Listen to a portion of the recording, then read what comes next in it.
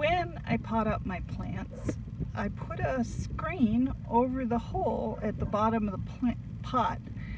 And that's not so the plant's roots can't grow out. Because remember, plant roots can grow through solid rock.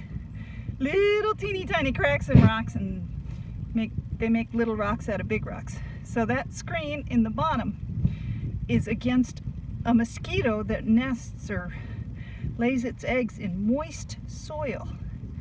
Now there's nothing to say it might not lay its eggs on the top of the soil, but basically the top of the soil dries out quickly.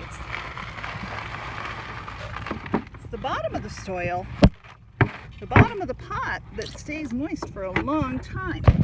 So by putting a screen over there, she can't get up in there to lay her eggs. Now, just got a ways to go. You always want to leave at least an inch so that when you water your plants, the water can sit on top and sink down in the soil and not just run off.